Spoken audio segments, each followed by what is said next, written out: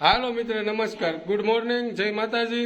એબલવાળાની ચેનલમાં તમારું હાર્દિક સ્વાગત છે. મિત્રો, આજે અમે જઈ રહ્યા છીએ દોણેશ્વર મેળો કરવા માટે અને અમારે અહીંયાથી નીકળવાનો ટાઈમ છે 10 વાગ્યાનો. તો અમે દોણેશ્વર પોગીને તમને કહીશું કે મેળો કઈ રીતનો છે અને કેવો આકર્ષણ છે.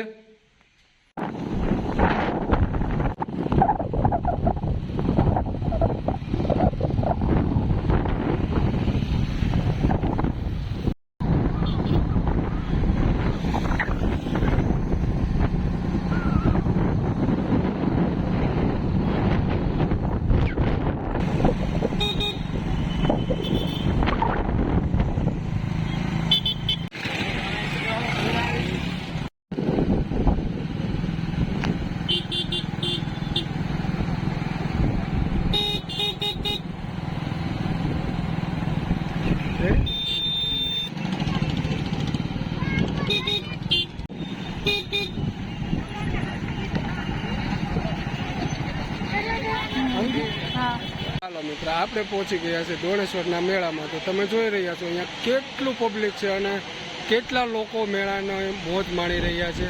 તમને હું આ વ્યૂ બતાવું છું જે આ દોણેશ્વર છે.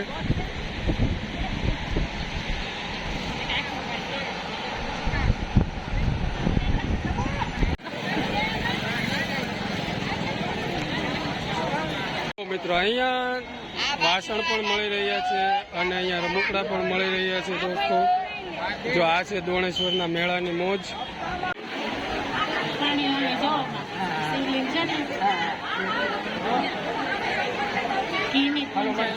મિત્રો, જે અહીંયા આપણે જે દોણેશ્વર જે શિવલિંગ છે તેની ઉપરથી પાણી થઈ અને પ્રસાદી લઈ છે, સ્નાન પણ કરી રહ્યા છે.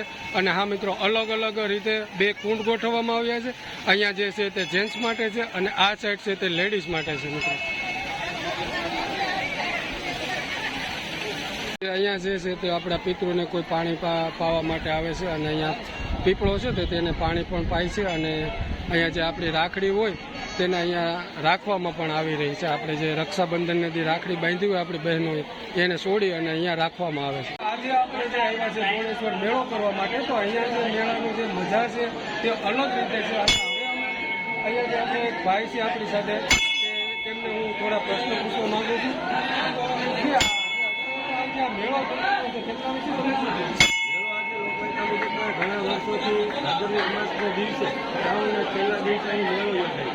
મેળાનો ખાસ મહિમા એ પણ છે કે અહીં મેળા શ્રાવણ મહિનાના છેલ્લે દિવસે અહીંયા દોણેશ્વર દાદાને પૂજા થાય છે, ઘીની પૂજા અથવા તો બરફની પૂજા. અત્યારે વરસાદનો માહોલ હોવાથી ખાલી ઘીની પૂજા રાખવી છે. એટલે હજારો લોકો દર્શનાર્થી માટે મેળાના રૂપે અહીં આવે છે. અને એ સાતમ આઠમમાં આપણે મેળા જેવો જ માહોલ હોય છે. હજારો ભક્તો વિષ્ણુના કાર્ય માટે પાણી રેડવા માટે આપણે અહીં આવે છે શ્રાવણના છેલ્લા દિવસે. અને રાત્રે અહીંયા આખી રાત 14મી રાતની જેમ અહીંયા બધા દીવો બાળવા માટે હજારો લોકો અહીં આવે છે. અને પિતૃઓને માટે અહીં બધા આવે. આવા અહીંના મેળાનું મહત્વ. અમે જ્યારે મેળામાં પહોંચ્યા ત્યારે અહીંયા જો ગરમ ગરમ ડોડા મળી રહ્યા છે અને અહીંયા નાના બાળકો માટે પણ જો રમકડાનો ને કેટલા સ્ટોલ ખુલેલા છે. તો તમે ગમે ત્યારે આવી શકો છો. અને આ મેળો પણ ફક્ત મિત્ર, આપણે જ્યારે મેળામાં પહોંચ્યા અને ગમે ત્યાં જોવો ત્યાં નીકળ્યા પીપોળા અને રમકડા, ભાઈ એટલું જ